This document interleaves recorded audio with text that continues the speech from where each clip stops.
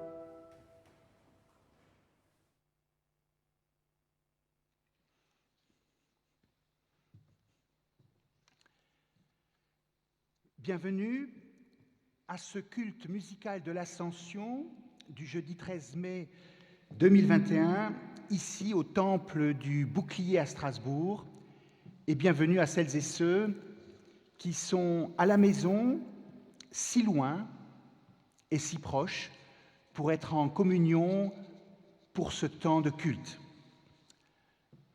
Le culte, c'est faire de la place à un texte ancien qui va nous rejoindre à travers les siècles pour être une parole sur nos vies.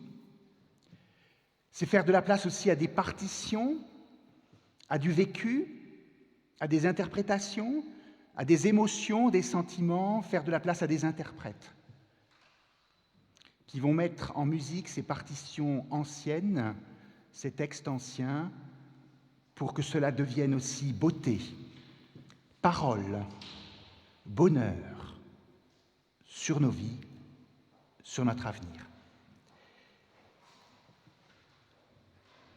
Bienvenue est le premier mot, et le second mot, c'est merci. C'est la louange, et je vous invite à la dire avec moi, à la chanter, avec le cantique qui est proposé sur la feuille, « Je chante pour toi un nouveau cantique ». Je vous invite à vous lever. Nous le chanterons non pas à 4 temps avec les noirs pointés, mais à 3 temps, donc on enlève les petits points. Ça fera comme une valse, une envie de danser. Merci aux musiciens, musiciennes qui vont le jouer une fois pour l'avoir dans l'oreille, et puis nous chanterons les 5 strophes.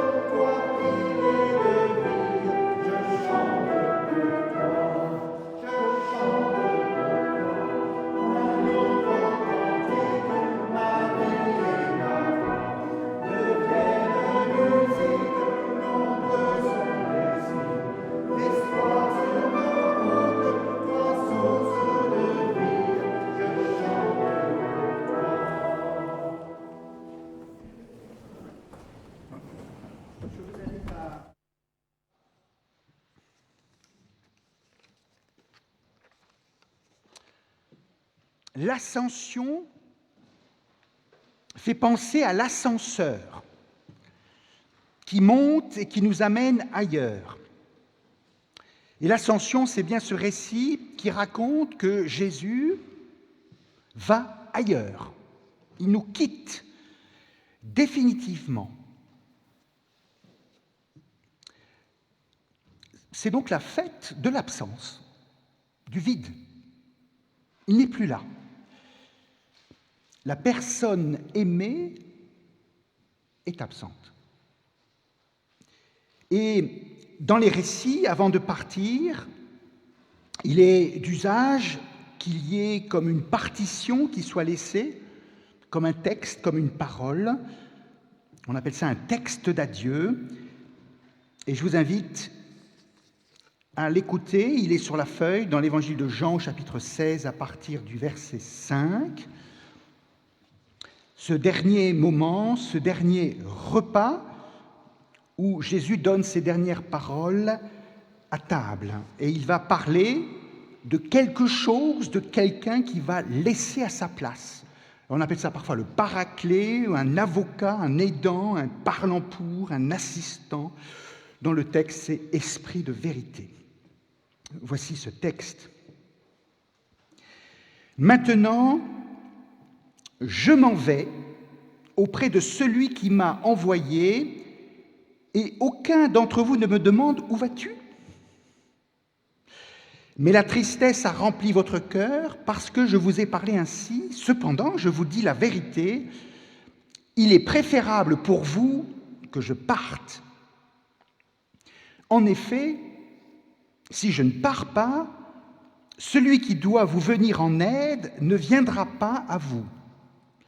Mais si je pars, je vous l'enverrai. J'ai encore beaucoup de choses à vous dire, mais vous ne pourriez pas les supporter maintenant. Quand viendra l'Esprit de vérité, il vous conduira dans toute la vérité. Il ne parlera pas en son nom propre, mais il dira tout ce qu'il aura entendu et vous annoncera ce qui doit arriver. Il révélera ma gloire, car il recevra de ce qui est à moi et vous l'annoncera. Tout ce que le Père possède est aussi à moi. Alors je vous invite à prendre le chant suivant, qui est un chant qui parle plutôt de présence, de ce Père qui envoie et de ce Fils qui est encore présent, comme si ce chant précédait le départ. Le psaume 47, je vous invite à vous lever pour chanter les deux strophes. On va l'écouter une fois en entier et puis nous chantons les deux strophes proposées.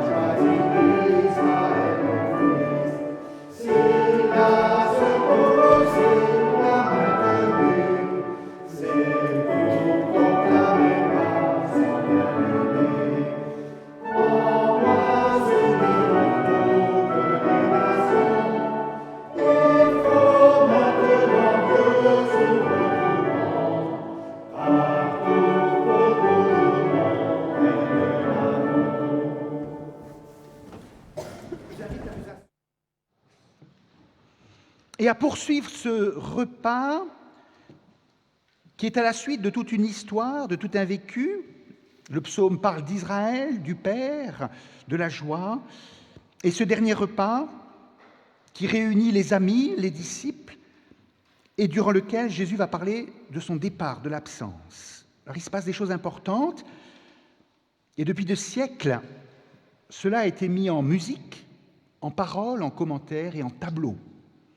Je vous invite à voir le premier, c'est le Léonard de Vinci, c'est à vous. Voilà. Un tableau très connu.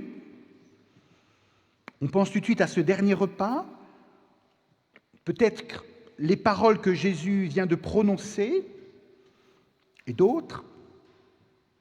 Une table ouverte qui invite, les trois fenêtres derrière qui évoquent bien des choses, et puis ce fameux V, cette ouverture entre le personnage central, Jésus, puis à sa droite, un personnage penché. Quand on les compte, ils sont 12, ce qui correspond au texte, et puis c'est un bon chiffre, 12, c'est la base du temps. Que se disent-ils? De quoi est-il question? Est-ce qu'ils interprètent les paroles qui viennent d'être dites comme on interprète une partition? Ça débat, ça se tourne, parce que lorsqu'une personne a partagé des temps importants de nos vies, lorsqu'on a échangé, vécu des choses fondamentales, et que cette personne dit « je vais partir », ça ne laisse pas indifférent. Et au cours des siècles ainsi, c'est interprété, repris.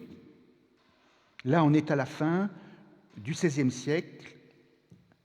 En Europe, on voit les vêtements, et le peintre introduit son interprétation. Qui est la personne à la droite de Jésus? Est-ce le disciple bien-aimé? Est-ce Marie-Madeleine? Que se disent-ils? Comment ça parle? Ça parle tellement bien, c'est tellement marqué dans notre culture, dans notre mémoire, que ce tableau va être repris de nombreuses fois, réinterprété pour donner du sens. Voici la seconde.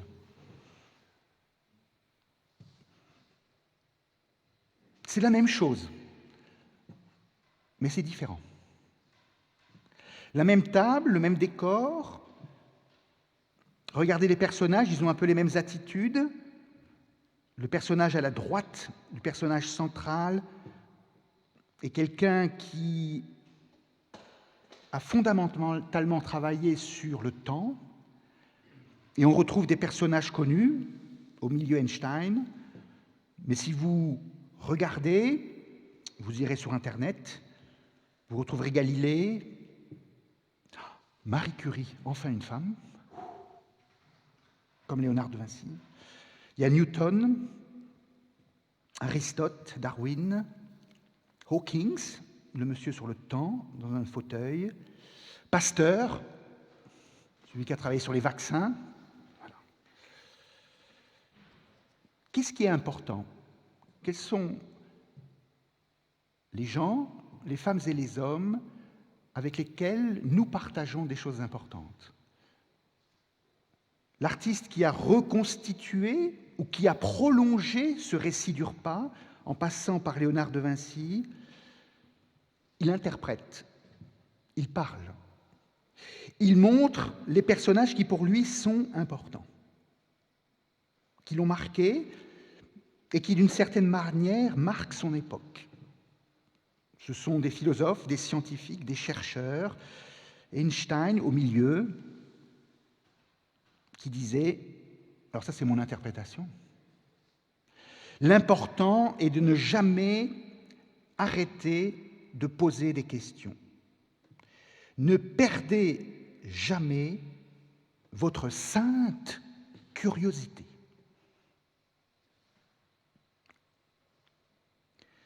Ce repas, ce discours se prolonge. Une troisième interprétation. Oh, c'est un peu plus décalé. Quoique, on ne retrouve pas l'architecture, on retrouve les trois fenêtres, certaines attitudes. Ils sont 12, plus le personnage central. Voilà, c'est un médecin, c'est une série. Peut-être de l'humour, pas que. Parce que derrière l'humour, il y a une parole, il y a une réflexion, il y a du sens. Quels sont les personnages importants aujourd'hui? Quels sont ceux dont les gestes, les paroles agissent, construisent, font vivre? Et toujours cette ouverture entre le personnage central et la personne à sa droite. On sent une absence, mais en même temps un enracinement dans une parole, dans une précédence.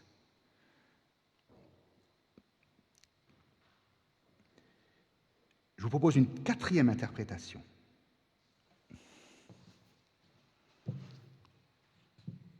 Tout est là. Vous voyez les personnages. On les voit parce que chacun les invite et les place. La même table, la même architecture, les trois fenêtres, cette ouverture vers quoi? Vers une lumière. C'est une invitation à participer, apporter ce qui manque, inviter ceux qui ne sont pas là. Tout est prêt. En fait, on retourne au dernier repas de Jésus. Inviter, parler, et même une table vide exprime de l'essentiel. Qu'est-ce qui est présent? Qu'est-ce qui est absent? C'est un artiste du XXe siècle, Ben Wilkens, qui ainsi parle, à la fois en s'enracinant dans un texte, dans une culture, dans un art, et en même temps en interprétant et en vous invitant à interpréter. On est dans le temps de l'esprit, c'est-à-dire comment ce que j'ai reçu, je vais lui donner du sens, de la couleur, de la présence, de la parole, du sens. On est dans l'interprétation. Comment vous donnez à vos partitions, qui sont des petites taches de couleur, avec de l'ordre, Comment vous allez leur donner de la couleur, du sens, de la parole? C'est à vous de parler maintenant, en poursuivant avec Téléman.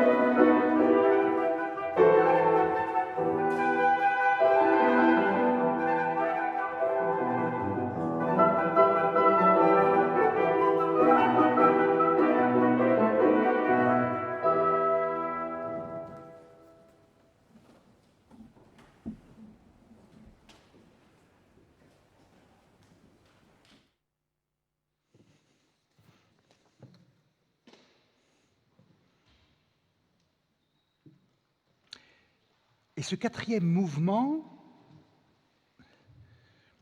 de Telemann, mais aussi des trois interprètes, des trois artistes, invite à poursuivre l'histoire, presque à danser. Et pourtant, cette musique maintenant est absente. Mais l'absence ne veut pas dire que l'on n'a pas partagé et vécu quelque chose d'essentiel qui nous porte et qui nous met en mouvement. C'est comme ce récit où Jésus parle de son absence, ce qui ne veut pas dire qu'une fois parti, il ne va pas compter, il ne va pas peser, il ne va pas être d'une certaine manière présent. Il y a bien ainsi des gens qui ne sont plus présents, mais qui comptent, qui pèsent, qui sont présents dans ma vie. La musique est bien réelle, mais elle n'est présente que lorsque ça résonne.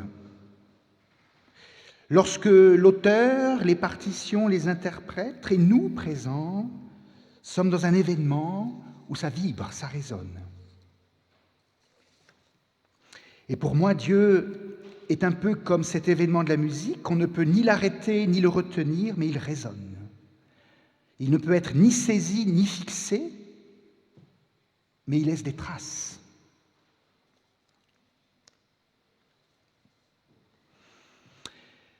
Dans ce récit, où Jésus parle de son départ, au moment d'un dernier repas, on a ainsi un événement qui va lier les gens de cette époque avec nous.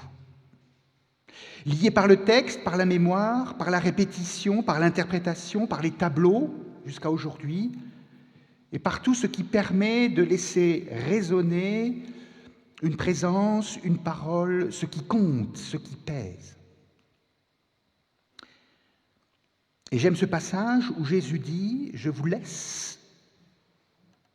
Alors, l'esprit de vérité, l'avocat, l'interprète, le consolateur, ce quelqu'un, ce quelque chose qui fait que maintenant vous allez devenir acteur, interprète, porteur de tout ce que vous avez reçu. Et traditionnellement, dans l'histoire de l'Église, on parle ainsi de ces différents temps, de ces différents personnages qui se combinent pour être présents. Vous savez, c'est le Père, le Fils, le Saint-Esprit. Une belle construction, mais qui permet de dire bien des choses. Traditionnellement, le Père est plutôt, comme dans ce texte, celui qui est à l'origine, qui construit, qui édifie, qui donne la loi, les racines, les repères, le passé, voilà, qui stabilise. Le Fils est celui qui vit, qui est présent, qui est dans la réalité de ma vie, aussi dans la fragilité, dans l'échec, dans la souffrance. N'oublions pas que Jésus, c'est une vie qui se termine par un échec, par une mise à l'écart, par un abandon. Et puis, ce fameux esprit consolateur, avocat, parleur, représentant, ambassadeur, c'est ce qui nous est donné pour poursuivre, pour interpréter, pour vivre, pour réorienter. Et les trois se combinent. Les trois se parlent avec moi qui écoute. Et suivant les temps, suivant les moments, ce sera plutôt l'un qui me portera et me nourrira, ou plutôt l'autre. Mais j'aime bien ces trois qui chacune a un rôle à jouer, a une présence, a du poids. Alors je vous invite à poursuivre ces trois-là avec l'œuvre suivante où il y a toujours trois interprètes, un trio. On est chez un compositeur de la fin du XIXe, et vous allez entendre comment les musiciens, les interprètes sont en dialogue, voire parfois en débat, et se construisent l'un avec l'autre. Il y a un mouvement un peu lourd, grandiose, massif, le premier mouvement, je reprends vos termes. Voilà. Mais parce que parfois il y a de la difficulté, il y a de la lourdeur, presque de la colère avec des dissonances qui expriment des réalités de la vie et de la foi. La foi est parfois lourde, en dissonance, en opposition, en questionnement. Le second mouvement sera plus rassurant, plus calme, comme s'il y avait une écoute et qu'on faisait de la place à chacune et à chacun. Et le troisième mouvement, plus vif, dansant à nouveau, plein de notes. On va voir ce que ça donne, plein de notes, où il faut trouver un équilibre entre les voix.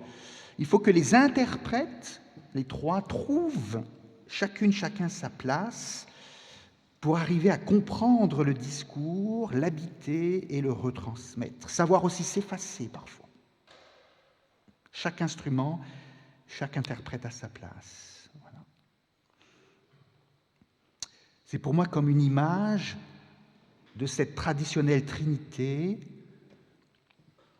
où les trois sont présents, pas toujours de la même manière, où chacune, chacun, à un moment donné, a une place plus importante, où ils se combinent, se reconnaissent et laissent de la place.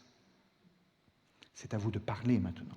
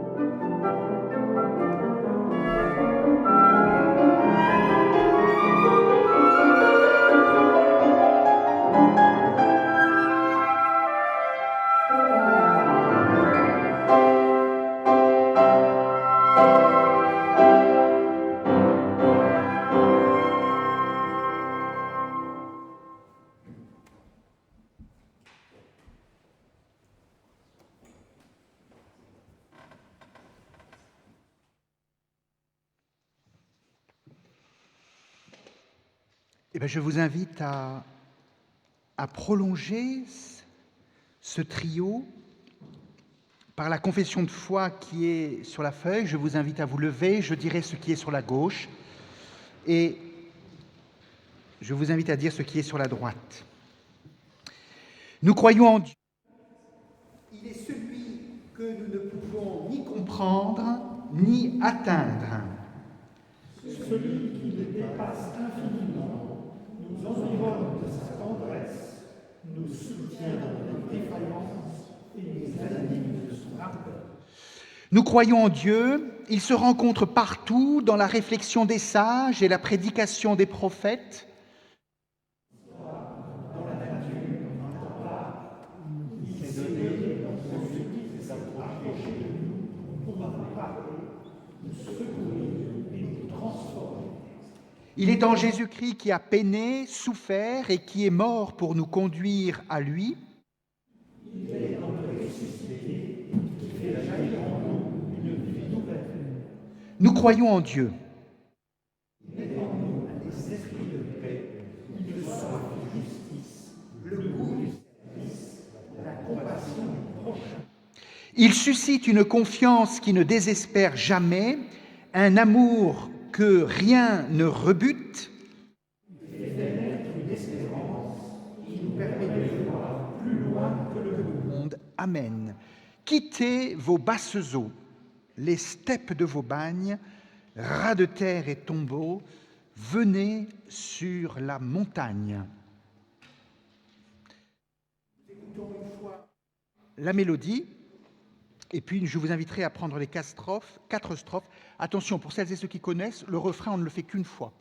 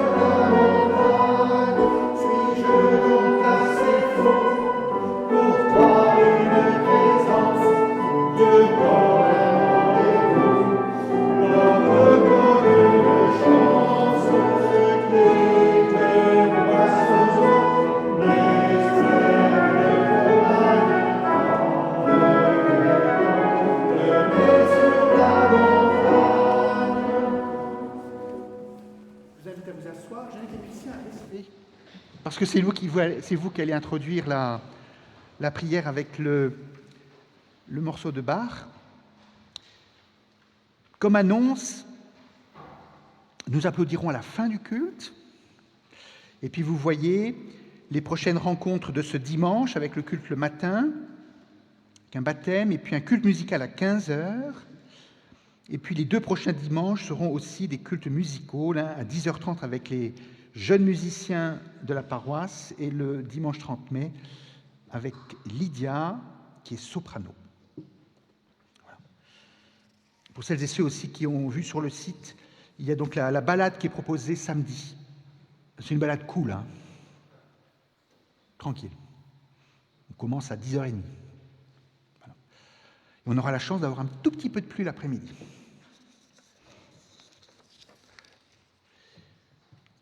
Voilà, je vous invite à l'écoute de la musique de Bach qui va nous préparer, nous ouvrir à la prière. C'est à vous.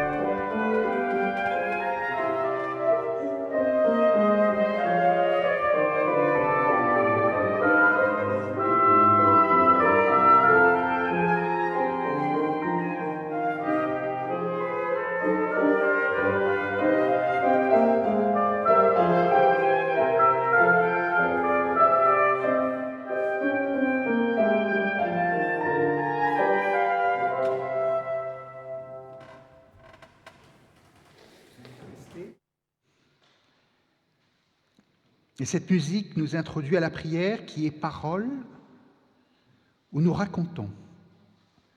Nous disons à Dieu ce que nous vivons. Laisse-moi te raconter ces jours, ces semaines, ces mois où tout est si différent, où j'ai du mal à voir le soleil. Console-moi, comme une mère console. Laisse-moi te raconter, mon Dieu, aussi comment va ce monde, avec ses luttes, ses effondrements, ses silences, et tout ce qui nous laisse sans voix. Console, comme une mère console, et engage-nous aussi à lutter, à labourer, à contester, à engager. Bien souvent, les mots manquent pour dire ce que je voudrais raconter. Alors, dans le silence, je te présente ces situations, ces personnes que je porte, qui me préoccupent.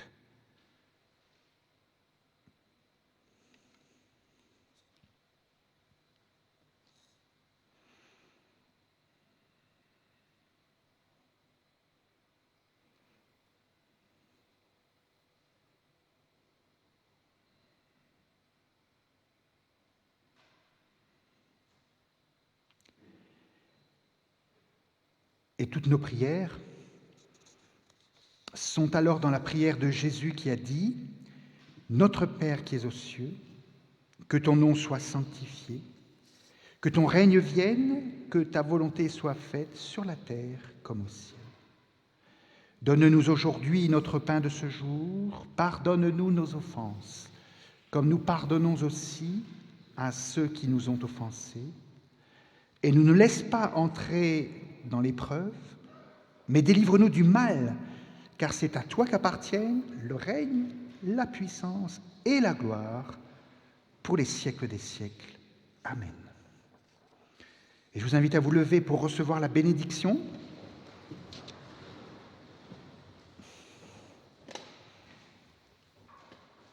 Bonne route, bonne suite, bénédiction avec tout ce que vous avez reçu, en parole, en musique, en silence. Que l'amour de Dieu le Père, que la parole de Jésus-Christ, le Fils, et que le souffle du Saint-Esprit viennent toujours mettre chez vous de la confiance, de la bienveillance, de la beauté dans vos vies. Amen. Et c'est à vous de poursuivre la bénédiction avec ce canon perpétuus.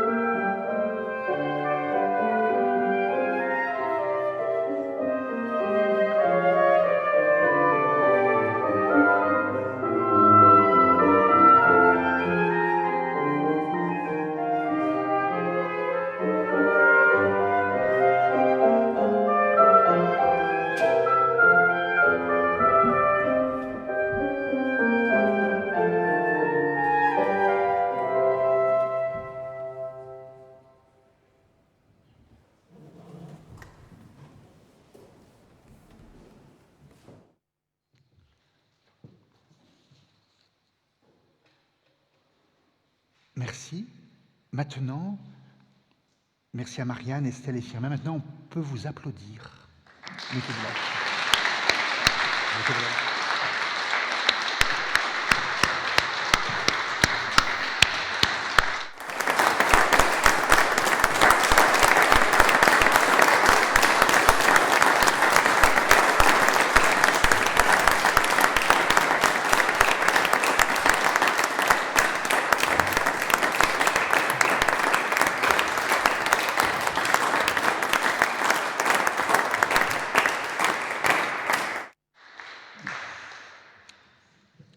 Merci pour tout ce que vous donnez. Merci beaucoup. Donc ce culte était en direct aussi sur Internet, mais il est enregistré. Donc merci aussi aux équipes techniques, celles de ce matin.